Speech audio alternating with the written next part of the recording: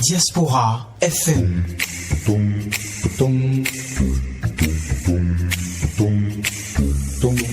Diaspora FM, en direct de la Fondation Espace Afrique Civre de Glodjigui, c'est le pays. Le point 7. Le point 7. Votre émission de décryptage de l'actualité nationale et internationale sur Diaspora FM 102.3. Heureux de vous retrouver une nouvelle fois sur cette émission Point 7. Mesdames, Messieurs, bonjour et bienvenue à Point 7 pour le compte de cette semaine. Le moment pour vous de suivre le décryptage de l'actualité majeure sur bien sûr le pays. Aujourd'hui, j'ai avec moi en studio Ishola Djiguin, bonjour.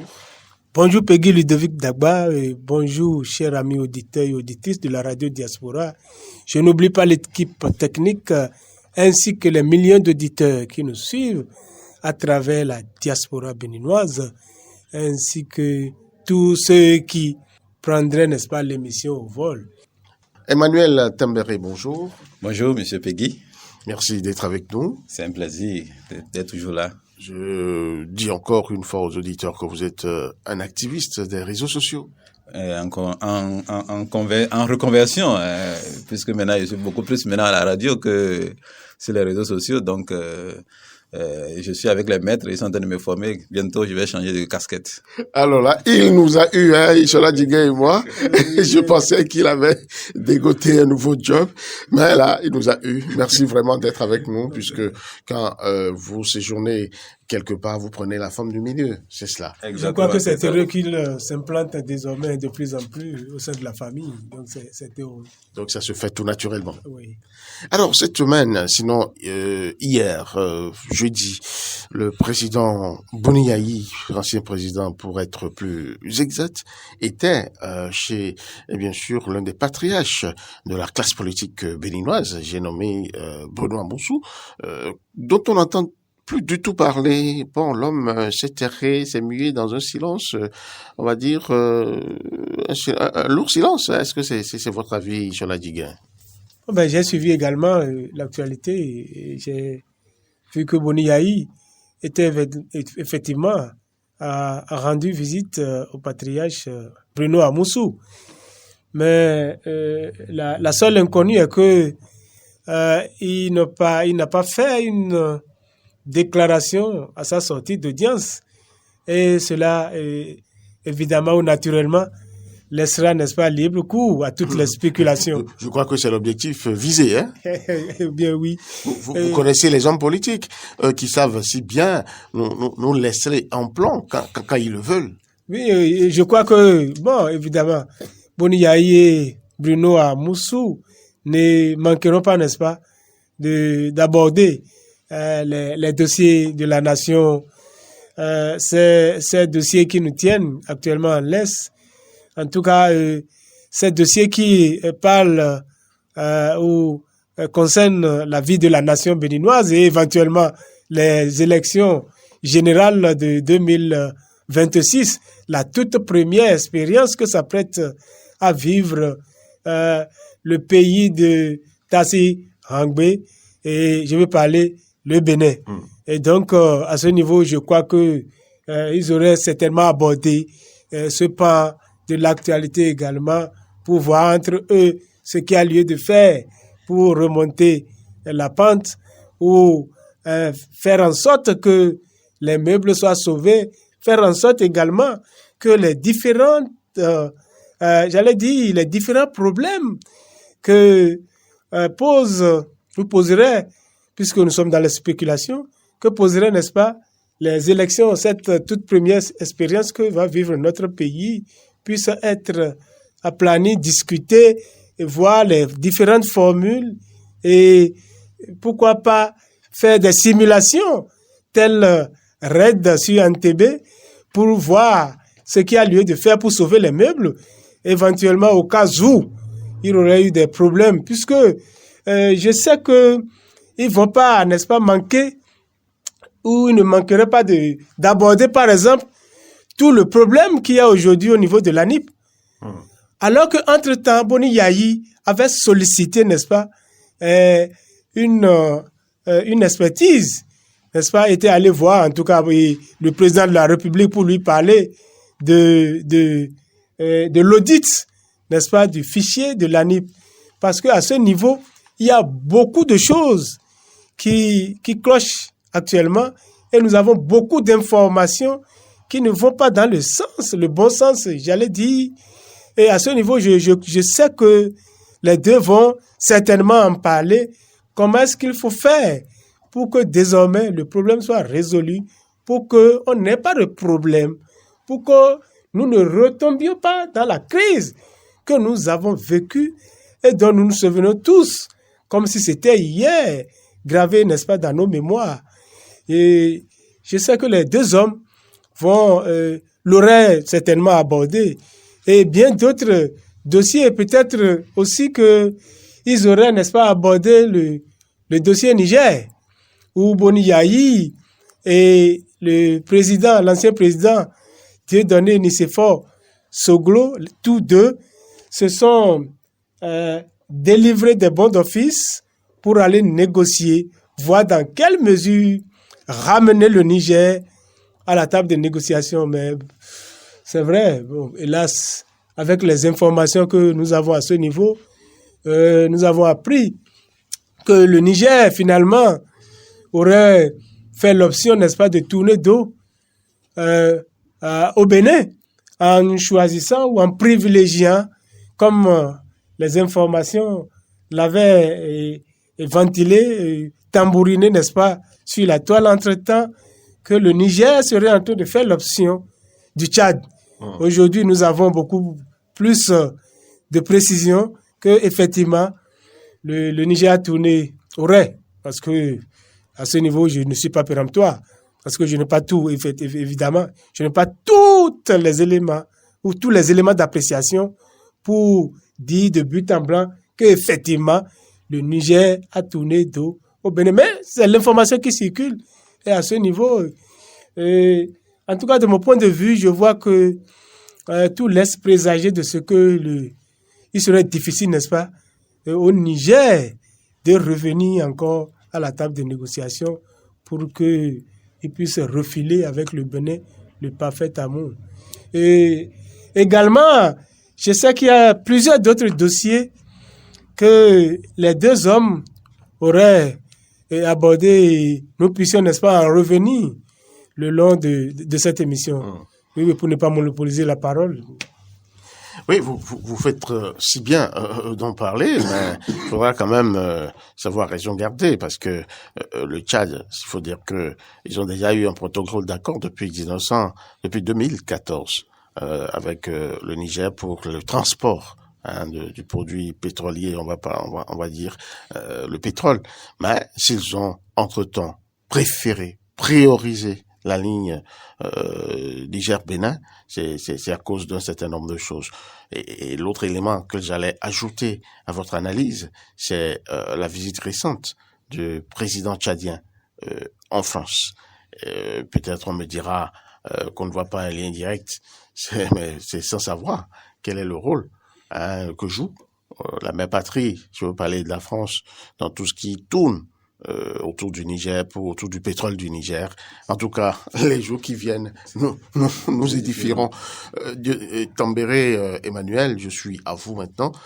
Par rapport à cette visite que Boni Yayi a rendue à Bruno Amousou, ancien président, on va dire, de l'Union progressiste Le Renouveau, qu'est-ce que vous pourrez vraiment y voir en termes de recours pour Boni Yayi à ce personnage qui quand même s'est tu.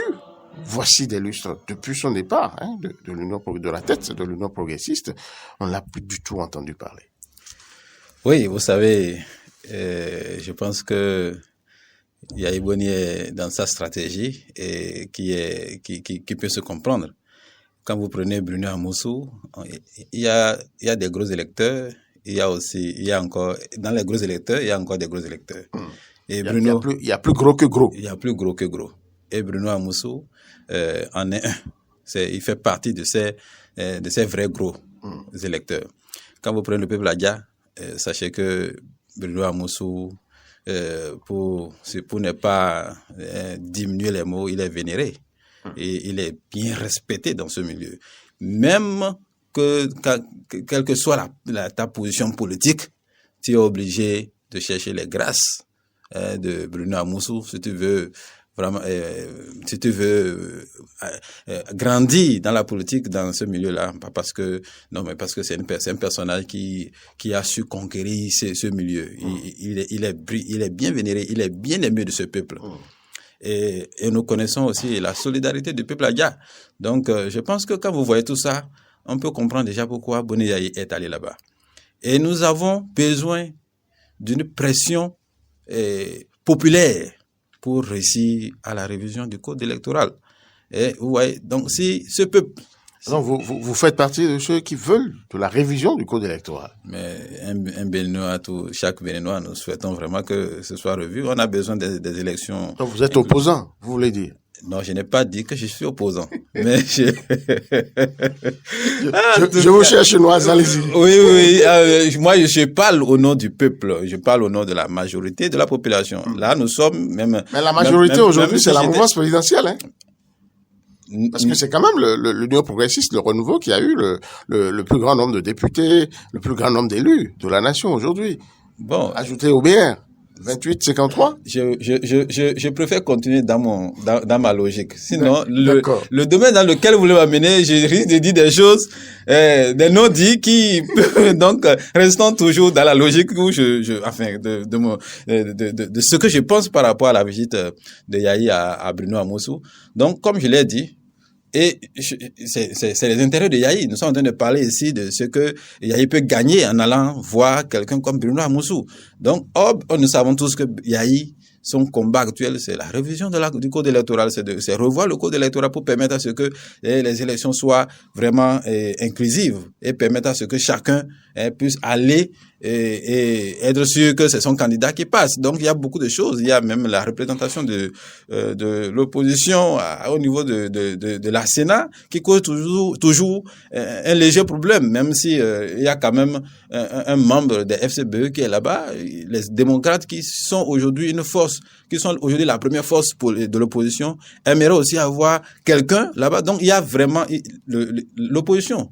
Sinon, les démocrates ont besoin d'être encore plus, de mieux influencer la politique, l'actualité politique, et surtout mieux préparer les élections qui viennent, excusez-moi. Donc, allez voir quelqu'un comme Bruno Amoussou. Vous dites qu'il ne dit plus rien, mais c'est vrai, il ne le fait plus. Je pense que c'est au niveau médiatique, non. Mais Bruno Amoussou est toujours Bruno Amoussou dans le peuple adja. Si vous, par hasard, vous tombez dans n'importe quelle ville, du Mono, un samedi où il y a un agor et que Bruno Amoussou doit être là, vous verrez que c'est toujours Bruno Amoussou. Donc, sachez que l'homme est toujours l'homme. Et sachant cela, voilà, Yayi veut peut-être aussi, je ne sais pas s'il y a eu des frustrations, je ne sais pas si le départ de la tête des progressistes était forcé, ça je ne sais pas, je ne veux pas trop opiner dessus, mais s'il y avait quand même des pincements, qu'il y avait des mécontentements, il faut peut-être profiter de ça et voilà, aider à ce que on puisse obtenir tous ce que nous voulons. Je pense que c'est ce que la France nous a montré la dernière fois. Les gens se sont mis, ils ont créé un fonds populaire et pour juste faire barrière à un parti politique, et maintenant ils ont fait barrière, ils ne peuvent plus s'entendre pour choisir un président. Et ils ne peuvent plus se partager les postes. C'est difficile de trouver les personnes. Donc c'est un peu ça. Nous sommes aussi dans cette période-là où même des ennemis, certains ennemis, les moins ennemis vont s'entendre pour combattre le plus. Bon, politiquement, vous comprenez ce que je suis en train de dire. Donc, pour gagner ce que nous voulons, on va voir ensemble ce que nous partageons ensemble, on met nos forces ensemble, et puis, bon, voilà, lorsqu'on obtient, on peut encore discuter de la suite.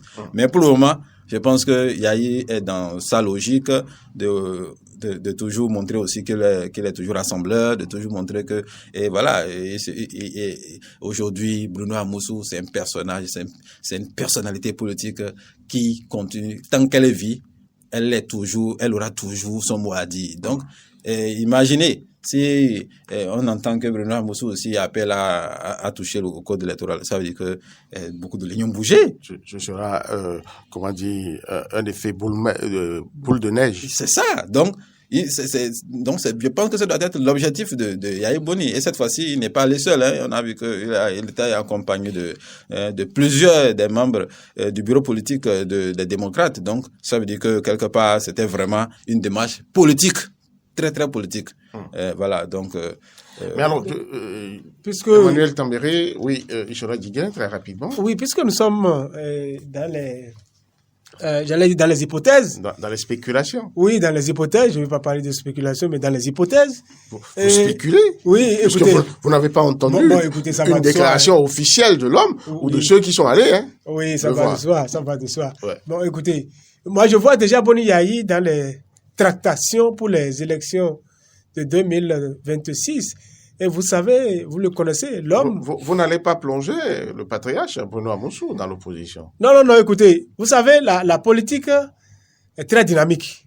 Les opposants d'hier peuvent devenir les mouvanciers d'aujourd'hui. Oui, vice-versa. Nous comprenons ce français-là. Écoutez, donc, vous savez tout ce qui se passe en France, comme il a dit tout à l'heure. Ils sont sans foi ni loi. Vous avez vu toutes les alliances contre nature qui ont eu pour pouvoir barrer la route à un parti politique. Et ça pose problème aujourd'hui. Ils n'arrivent pas à désigner un Premier ministre. Dans tous les cas de figure, ils finiront par s'entendre. Je crois qu'il y a un arbitre là qui essaiera, n'est-ce pas, de concilier les différentes positions pour qu'ils parviennent à un modus vivendi. Et donc, comme je le disais tout à l'heure, Boni Yayi est déjà dans les tractations. Et connaissant l'homme, je sais qu'il est un mouton assez patin. Quand on parle de la politique, Boni Yayi, lorsqu'il veut une chose, il sait mettre, n'est-ce pas, toutes les conditions où il sait, n'est-ce pas, prendre par toutes les pistes qui pourront lui permettre d'avoir gain de cause. Et à ce sujet, vous savez, il y a plusieurs dossiers, n'est-ce pas, qui sont sur la table de Boni Yayi. Il les a émis ici clairement. Il a parlé il est préoccupé par la révision du code électoral, comme l'a dit tout à l'heure mon cher ami Emmanuel. Et à ce niveau, les catholiques également ont fait, n'est-ce pas, la demande. Ils ont appelé tous les partis politiques à s'unir pour, n'est-ce pas, faire ou se battre ou s'activer, n'est-ce pas, pour une relecture du code électoral qui risque de poser des problèmes, qui portent en son sein, en toute franchise, n'est-ce pas, des germes d'une crise qui pourrait survenir au travers des élections de 2026. Boni Yayi a également émis entre-temps le vœu, n'est-ce pas, qui va dans le sens de l'audit du fichier électoral qui constitue la base de données dont fait usage l'ANIP. Et à ce niveau, vous savez, n'oubliez pas tout ce qu'on entend à ce niveau.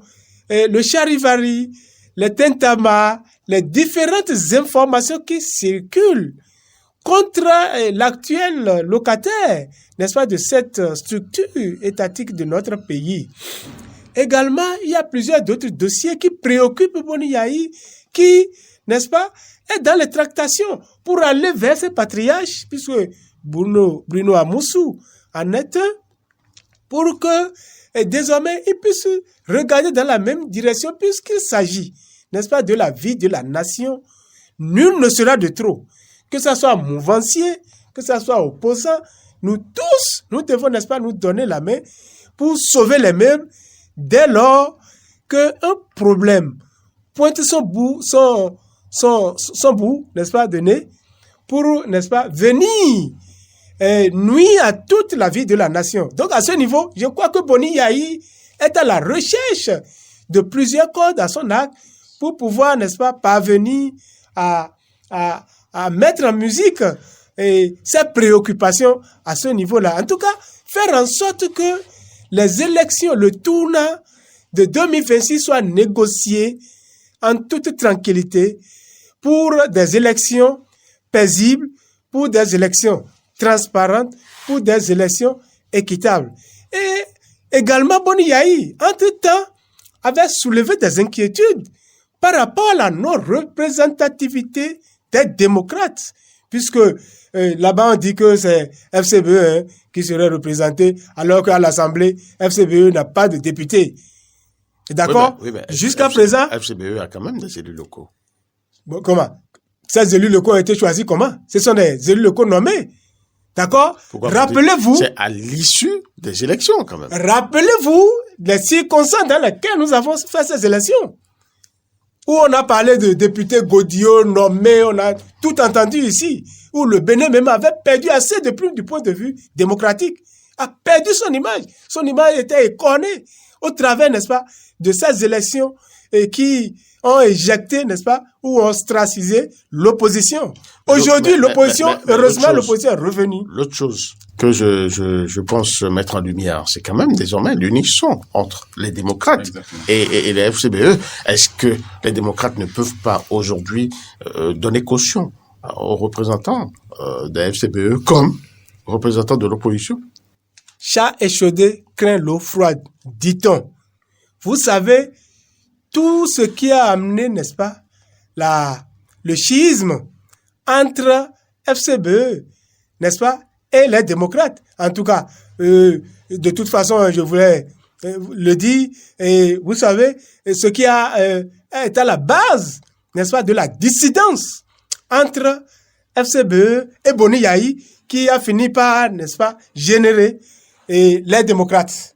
Aujourd'hui, les démocrates restent, n'est-ce pas, le parti majoritaire du point de vue de l'opposition au Parlement. Ils ont 28 députés.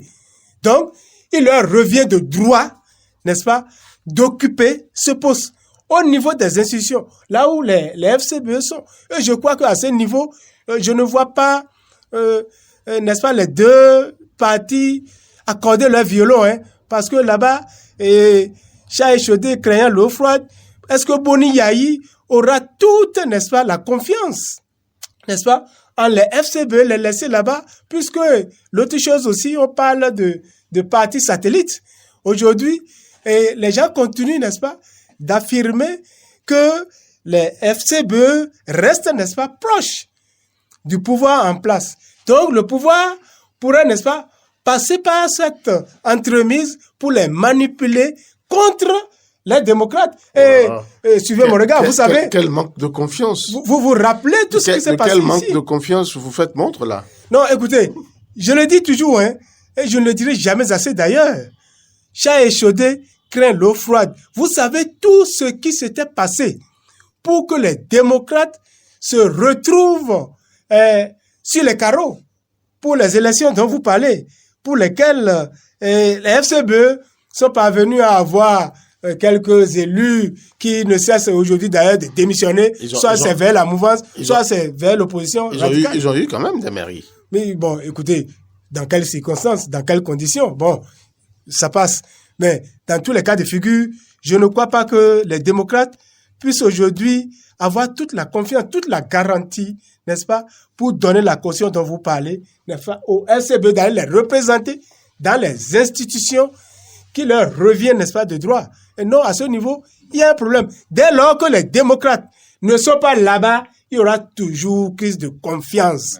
D'abord au sein de l'opposition, entre les oppositions, et puis entre l'opposition et le pouvoir. Puisque jusqu'à présent, il n'y a pas encore, nous ne voyons pas encore des signes qui vont dans le sens, n'est-ce pas, d'un audit de l'ANIP. Et à ce niveau, si cela n'est pas fait avec toutes les informations qui circulent actuellement contre l'ANIP, il y aura problème. Et donc, pour ne pas en venir là, il va falloir que tous les hommes politiques, en tout cas, tous les partis politiques de mon pays s'unissent pour s'entendre et voir dans quelle mesure il faut aller très vite à l'audit, n'est-ce pas, international, je pèse bien mes mots, international, comme l'a sollicité Boni Yayi, de l'ANIP pour que demain... Mais le président Talon l'a dit, hein, il a réaffirmé, il leur appartient de choisir les experts et de venir faire cet audit-là, mais jusque-là, rien.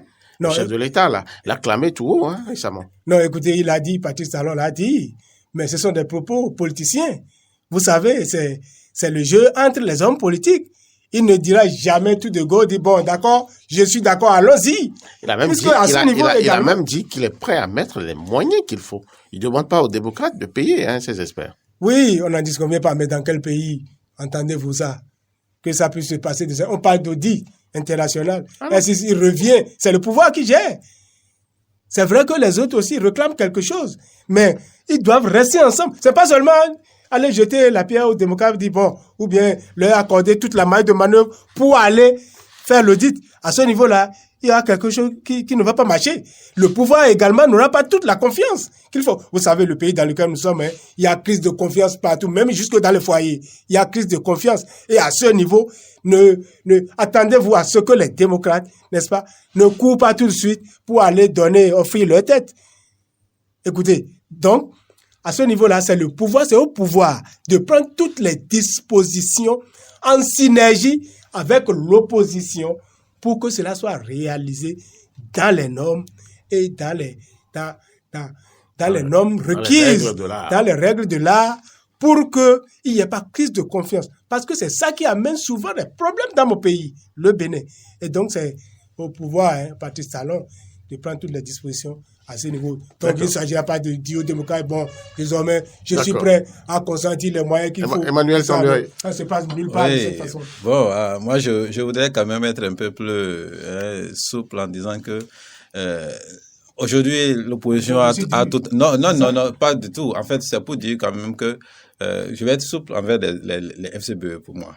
Voilà, pour dire qu'aujourd'hui, on a tout intérêt que la classe politique de l'opposition parle d'une même voix. Voilà, parle d'une même voix.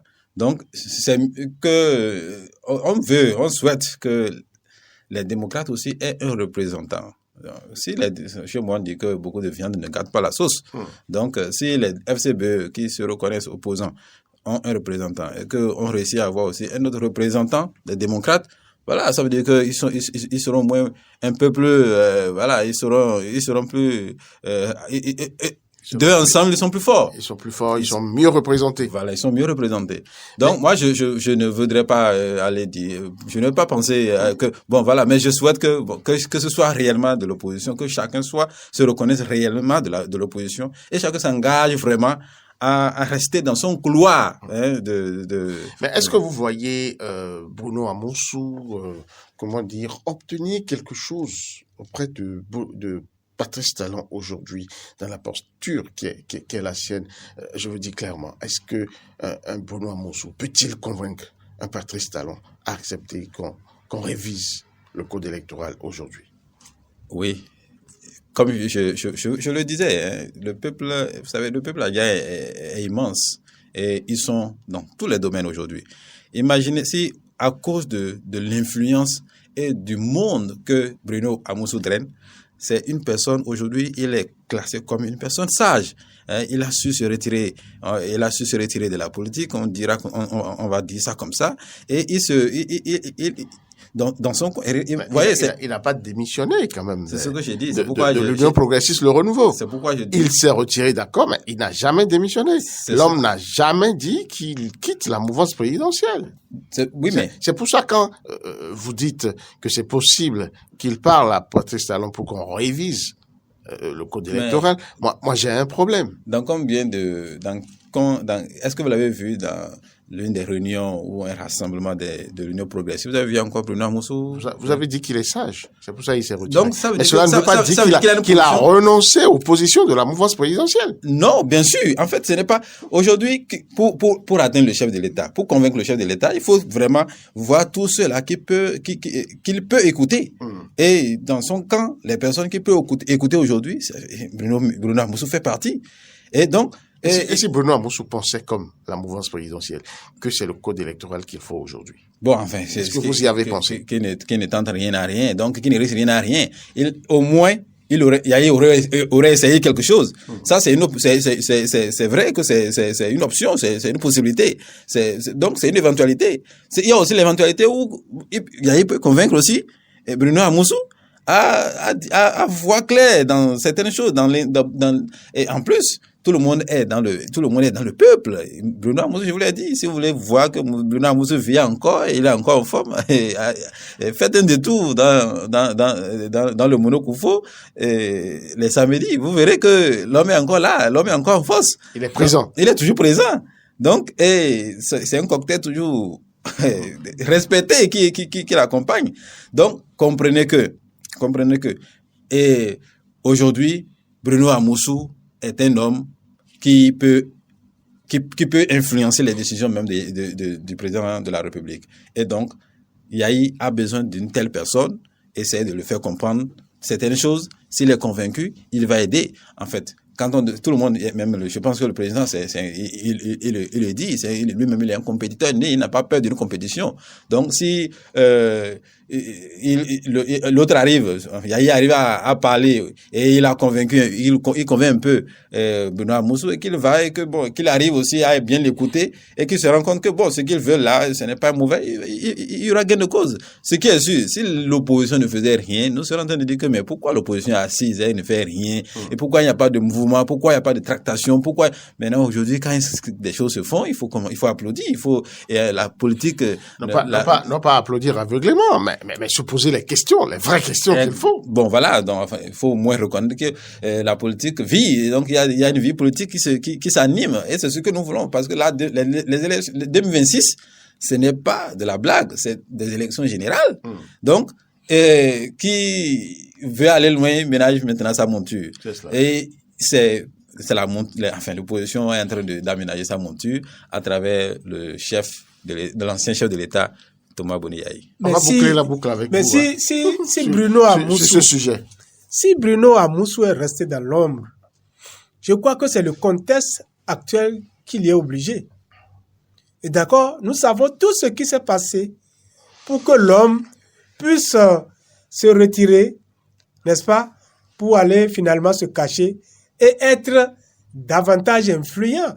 Peut-être que ce que le pouvoir a voulu faire de lui, en lui demandant de se retirer un peu, d'aller un peu dans l'ombre ou d'agir beaucoup plus discrètement, l'effet que le pouvoir attendait, il aurait, n'est-ce pas, eu l'effet contraire.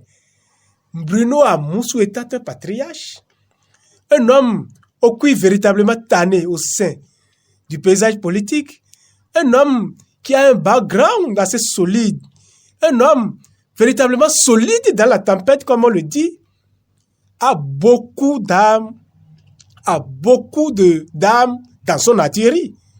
Et donc, il peut à tout moment peser, n'est-ce pas, dans la balance pour que les choses soient corrigées à ce niveau. Puisque vous parlez du code électoral, tout le monde perçoit aujourd'hui le danger que recèle ce code qui a été voté sur la base de l'humeur, sur la base ou sur à partir d'un certain nombre de considérations politiciennes, parce que c'est comme ça que moi je considère la chose, puisqu'ils ont donné le ton ici.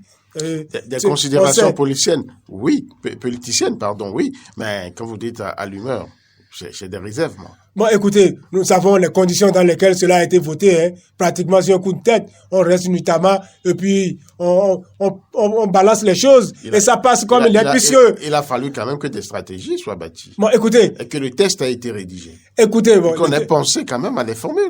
Oui, on a pensé à des formules, nous sommes ici dans un milieu politique. Vous n'allez plus dire que c'est à l'humeur. Non, écoutez, moi, j'ai persisté de signer que ça a été fait de cette façon. Écoutez, les autres ont fait une dictature de la majorité.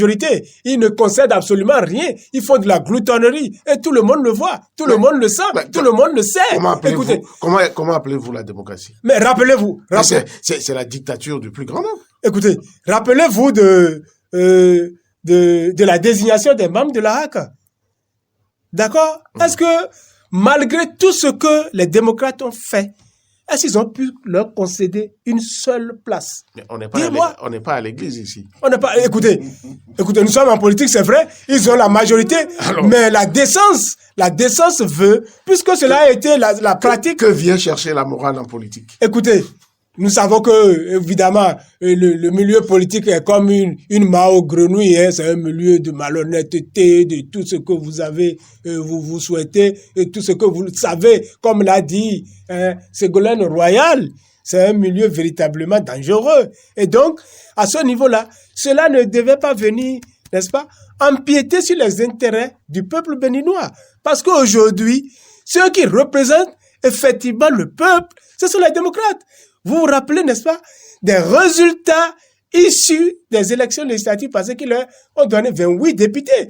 Vous savez, toute la débâcle qu'a subi la mouvance présidentielle dans la 16e circonscription électorale, pour ne prendre que ce seul exemple, pour ne prendre, n'est-ce pas, de façon isolée, cet exemple.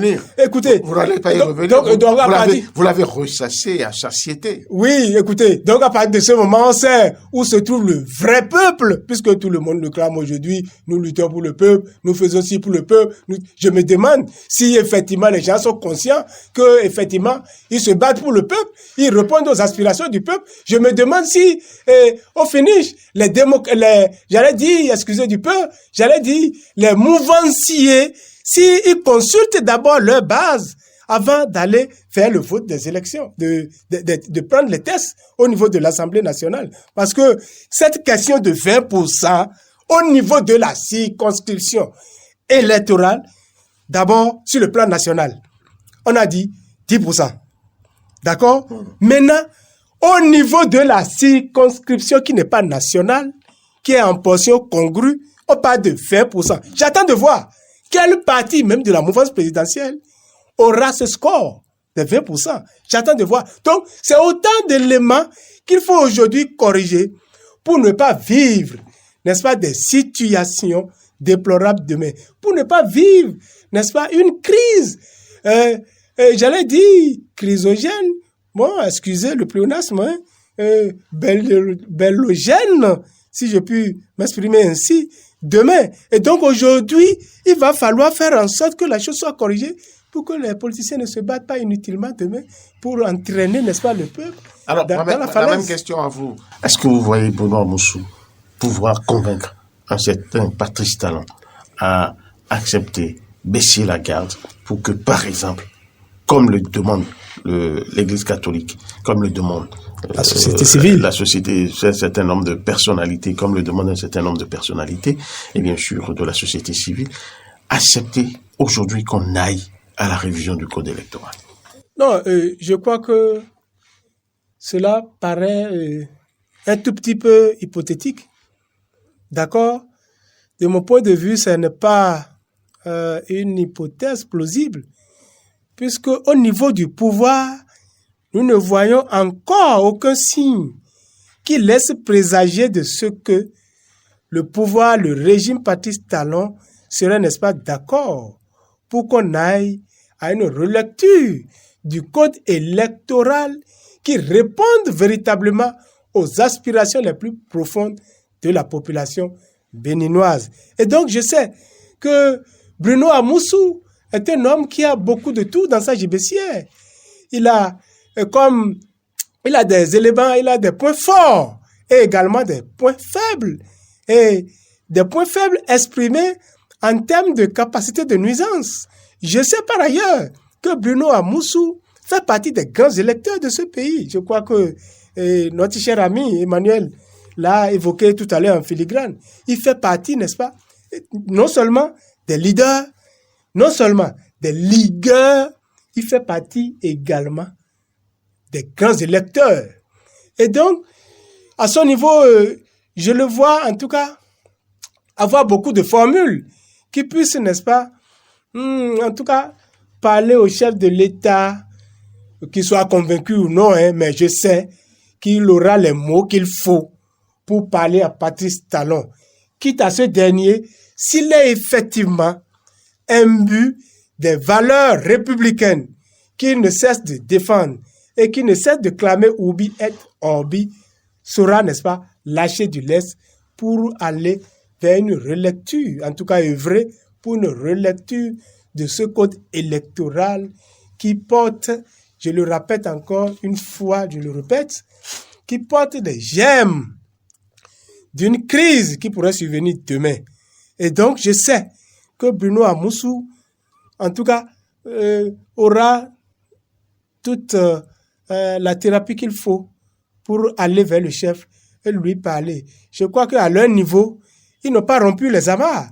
Bien qu'étant dans l'ombre, ils n'ont pas rompu les amarres avec Patrice Talon. Mais on dit, bon... Ni avec la mouvance présidentielle. Ni avec la mouvance présidentielle. Puisque, vous savez, au sein du bloc de la mouvance présidentielle... Encore 30 secondes. Vous savez qu'il y a beaucoup de groupes, de clubs, au sein de beaucoup de courants, j'allais dire, au sein de même bloc, il y a des éléments qui restent attachés à Bruno Amoussou. Et donc, je sais que, en son temps, dès lors qu'il sentira que les intérêts du pays, n'est-ce pas, seront brisés, je crois que c'est sur ceux-là qu'il va, n'est-ce pas, s'accrocher pour essayer de faire ce qu'il peut faire pour sauver les meubles. Merci à vous. On va maintenant prendre le large, quitter le Bénin, quitter l'Afrique, direction les États-Unis, où le phénomène là-bas annonce, on va dire, tsunami Donald Trump, un ancien président que beaucoup ont au fait d'avoir déjà avoué aux gémonies, mais qui aujourd'hui reprend vraiment vie, tel un roseau, se plie, mais ne se rompt pas. L'homme a même subi, on va dire, une balle dans les oreilles qui lui a arraché, je crois, le lobe inférieur. Dites-nous, comment voyez-vous vraiment ce charivari que nous offre le pays gendarme du monde? Oh, Donald Trump, nous sommes, moi personnellement, je sais que je ne vais pas faire l'unanimité, mais je suis l'un des fans de Donald Trump, ouais. Et je serais très heureux de le revoir revenir au pouvoir. Et ça c'est déjà, je vois ça déjà comme presque un acquis. Vous voyez, Donald Trump quand même a bravé beaucoup d'épreuves, judiciaire, on l'a banni même des réseaux sociaux, on l'a fait on l'a combattu de tous les côtés. Mais aujourd'hui, pour une tentative d'assassinat ratée, il est devenu la star actuelle des États-Unis. Il est adulé, même dans son camp. Ceux-là qui n'étaient pas de son côté sont revenus en force. Ils s'attaquent férocement au gouvernement de Biden. Et puis donc, ouais, aujourd'hui, tous les signaux sont ouverts pour Donald Trump de revenir au pouvoir. Et voilà, de faire ce qu'il s'est fait bien. Je suis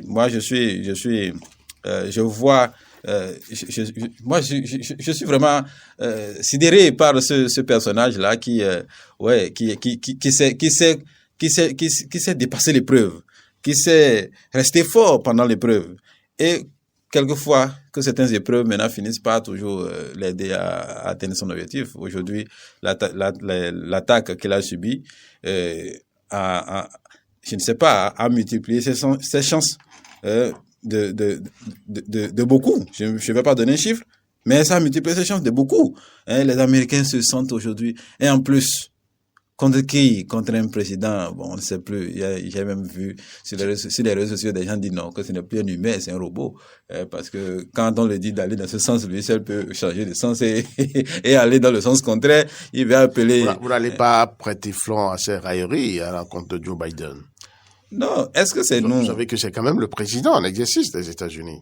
Mais est-ce que c'est même ça qui fait qu'aujourd'hui l'Américain se sent un peu touché, parce que l'Amérique, c'est l'Amérique, on parle de l'Amérique, des États-Unis, d'Amérique. Et on a un président aujourd'hui, parfois qui se trompe tout le temps, ce n'est même plus parfois, il se trompe tout le temps. La dernière fois, il voulait appeler le président ukrainien, il a appelé Poutine. Et vous voyez, est-ce qu'on peut commettre de telles erreurs? C'est des erreurs, on les appelle des lapsus, Et quand ça devient fréquent, ça pose problème. Et c'est dans chaque situation, ça se répète. Je pense que les démocrates auraient eu plus de chances à revoir le candidat. On sait que Biden a été quelqu'un c'était un personnage politique américain qui avait aussi à donner à l'Amérique. Mais c'est venu un peu tard qu'il accepte qu'un mandat, c'est suffisant. 82 ans, qu'est-ce qu'il a encore à donner que quelqu'un d'autre ne peut pas donner? Donc, c'est ça. C'est surtout ces choix, parfois égoïstes, qui font que, on plonge tout un parti politique. Aujourd'hui, Biden fait partie des chances. Des chances de Donald Trump. Hein. Et donc, aujourd'hui, il y a encore eu beaucoup de faits, hein, comme cet attentat, qui a encore augmenté encore les chances de Donald Trump. Moi, je ne vois pas, pour moi, tous les signaux sont ouverts. Donald Trump est le futur président des États-Unis. Et c'est pour janvier, je crois, oui, bien. C'est pour novembre prochain déjà. Oui, les élections, mais je pense qu'il va prendre service en janvier. Tout à fait, les élections auront lieu en novembre. Non, écoutez. Ishola Djiguen, vous êtes d'accord? Vous allez vous laisser faire? Non, écoutez, nous ne sommes pas sur un ring. Je sais que vous êtes Joe Biden. Non, écoutez. Non, écoutez. Je sais que j'allais dire que ce serait trop, n'est-ce pas, précipité, que d'affirmer tout de go que le prochain président des États-Unis, n'est-ce pas, sera Donald Trump. Sachons raison garder et attendons. Mais il vient d'être investi candidat, hein, oui, des Républicains. Bon, ça, ce n'est encore rien, c'est juste une formalité. Mais c'est lui que le Parti républicain soutient. Oui, c'est ce que cela veut dire. C'est normal. Oui, à l'unanimité, parce qu'il a gagné. Mais même ce n'est pas le cas avec les démocrates. À l'issue des primaires. Même ses adversaires l'ont rejoint. En force. À ce niveau, j'attends de voir ce que nous réserve, n'est-ce pas, les prochains jours, les heures à venir, les heures, les semaines et les mois à venir, puisque c'est en novembre.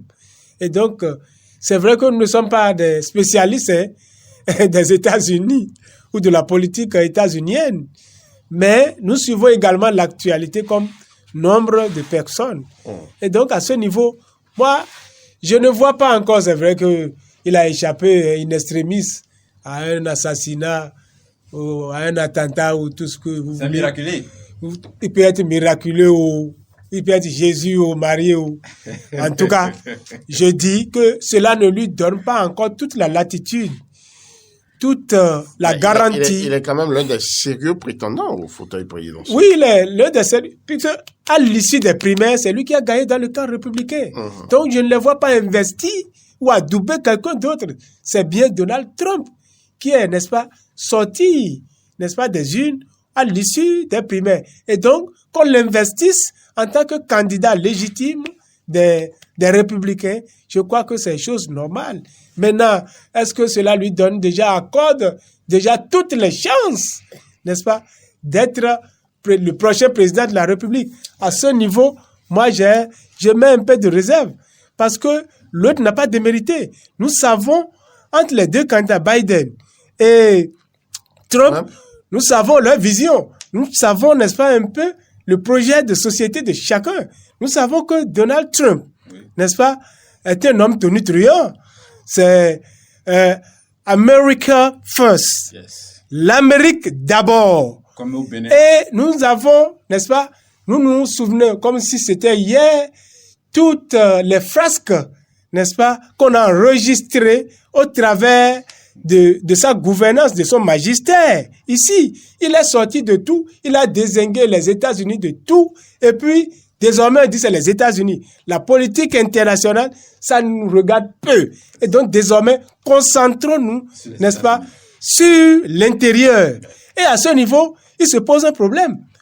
Au niveau des Occidentaux, aujourd'hui, tout le monde redoute, n'est-ce pas, cette mauvaise politique de la diplomatie internationale qui a fait que aujourd'hui, en tout cas je le dis ainsi, qui a fait que Poutine veut annexer totalement l'Ukraine. Et l'autre a été suffisamment clair.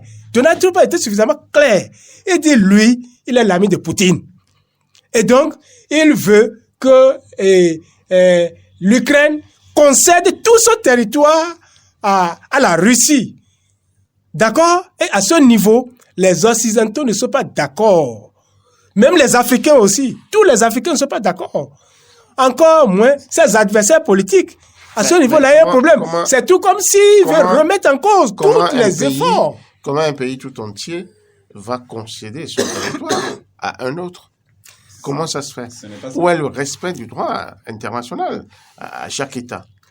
Non, écoutez, vous savez la façon dont Poutine, avec sa Russie, ont envahi l'Ukraine. Comment l'invasion a été faite. Pourquoi? D'accord? Et donc, non, nous n'allons pas, n'est-ce pas, réinventer la roue. Nous n'allons pas réécrire l'histoire. Nous savons, je ne veux pas rentrer dans ces considérations. Okay. Entre l'Ukraine et la Russie, ils savent ce qui les oppose. Mais ici, nous nous focalisons sur les élections aux États-Unis.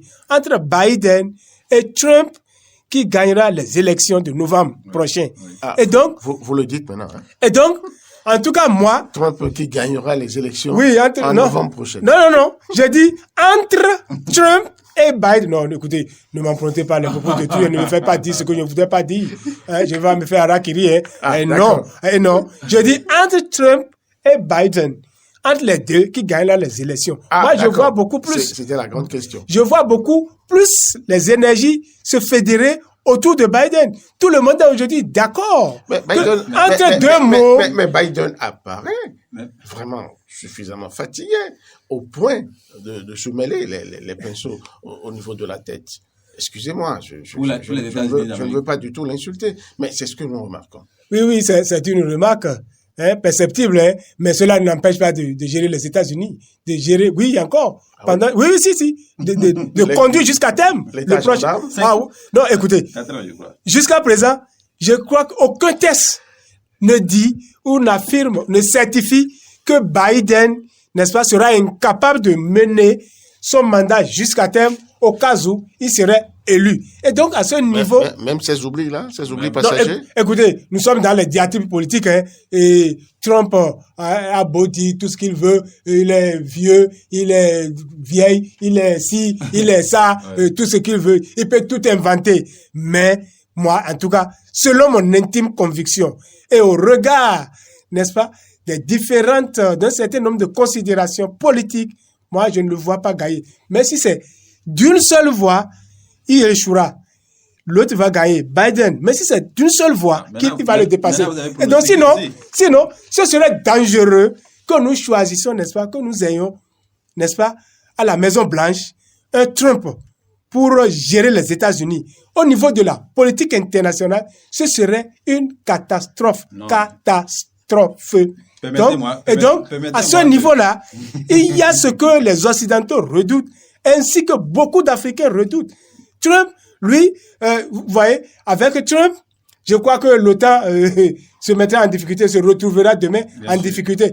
Et tous les efforts qui ont été consentis, par exemple, sur l'Ukraine, toutes les armes qui ont été fournies, toutes les dépenses qui ont été consenties, n'est-ce pas, même si parfois, à un moment donné, et avec beaucoup de douleur, qu'est-ce que tout cela deviendra? Je me pose des questions. Aujourd'hui, les Occidentaux également sont unis derrière l'Ukraine. On dit, allons-y, il faut qu'on soutienne l'Ukraine parce que là, avec Trump, nous sommes désormais en danger. Or, on dit si la Russie réussit, n'est-ce pas, parvient, n'est-ce pas, à envahir, à annexer totalement l'Ukraine, ce serait un danger, n'est-ce pas, pour la sécurité de l'Occident. À partir de ce moment-là, tout le monde est vent debout pour que Trump ne parvienne jamais à son ambition. Bon, Emmanuel Tombéré. Oui, et quand on parle de l'OTAN et autres, nous, on ne devait même plus... Mais c'est un tout. Pardon? On connaît, le rôle des États-Unis dans ces organisations, internationales. L'OTAN, l'Union européenne, bien tout sûr. Ce que vous voulez. Bien sûr. Maintenant, aujourd'hui, si on prend la guerre aujourd'hui entre la Russie et la Russie et l'Ukraine, c'est parce que l'OTAN veut aller sur un terrain qu'il ne devrait pas aller. Pourquoi? C'était des accords. L'Amérique, on sait que entre l'Amérique et la Russie, c'est deux forces. Maintenant, pourquoi vous voulez venir rester au nez de l'autre? Non, il y a aussi la Russie en train de se défendre. Et quand on veut être objectif, on sait que quelque part, la guerre qui se produit aujourd'hui en Ukraine, ce n'est pas la faute de la Russie, c'est la faute de l'OTAN. Et ils fournissent les armes et on va continuer toujours pas à applaudir pendant qu'ils sont en train de... Ça veut dire qu'on encourage que la guerre continue. Aujourd'hui, si Trump vient... Mais la Russie aussi fournit les armes. Non, à qui? à d'autres organisations. Ah oui, bien sûr. Terroristes, il faut Je veux bien parler même Les organisations comment vous appelez ça, de Wagner. Je suis d'accord. Et grâce à Wagner, aujourd'hui, le Mali est en train d'avoir tout son territoire. Donc, ne m'amenez pas encore à, je vais rester je vais plutôt rester au niveau oui, tout est discutable, puisque nous, c'est des informations aussi que nous recevons, que nous pouvons opiner. Donc, quelque part, il y a toujours des secrets que nous n'avons pas accès. Donc, je pense que Trump oui, il a une politique tournée vers l'Américain, vers l'Amérique. Comme nous-mêmes, nous aimons avoir un président qui a une politique tournée vers les Béninois. Donc, si nous sommes fiers que quand un Béninois vient, il travaille pour rehausser l'image du Bénin, pourquoi nous voulons que les autres élisent un président qui va venir rehausser l'image du monde? Non! Respectons-nous. Nous aussi, on a le pouvoir d'être ceux-là qui influencent le monde demain. Donc, moi, je souhaite que Trump vienne et qu'il travaille pour l'Amérique et que un certain président aussi béninois se lève et qui travaille pour le Bénin et que demain, l'Amérique et le Bénin puissent s'asseoir sur la même table. C'est ce que on a donné le pouvoir à certains États et aujourd'hui, à eux seuls, ils peuvent décider de notre vie, ils peuvent décider de notre mort. Merci donc, moi, je suis Trump et je pense qu'il doit revenir pour calmer les ardeurs de l'OTAN. Trump représente un danger pour le monde entier. Malheureusement, c'est un danger donc, qui est tout inévitable. Le monde ne devient pas président. C'est un danger inévitable pour cette voilà, vous voyez, les positions sont tranchées. Il y a les pros Joe Biden qui sont dans ce studio. Il y a les pros Trump également. Donc, les intérêts s'achoppent. Le débat, il a été vraiment houleux. Il a été passionné, très passionnant. Je vous remercie franchement d'avoir été avec nous, chers auditeurs. J'espère que vous avez eu vos antennes éclairées à travers ce débat qui s'est articulé autour de deux sujets majeurs. La visite de Boni Yayi au patriarche Bruno Amousou, dont on n'entend plus beaucoup parler.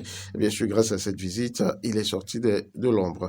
Nous sommes allés aux États-Unis connaître un peu de ce bras de fer, on va dire, entre deux candidats qui se rudoient pour pouvoir prendre le meilleur. Qui de Trump, de Joe Biden prendra le dessus, et bien sûr, novembre prochain nous le dira. Merci à chacun et à tous d'avoir été avec nous. À bientôt. À bientôt. À bientôt. Le point 7. Le point 7. Votre émission de décryptage de l'actualité nationale et internationale sur Diaspora FM 102.3. Diaspora FM.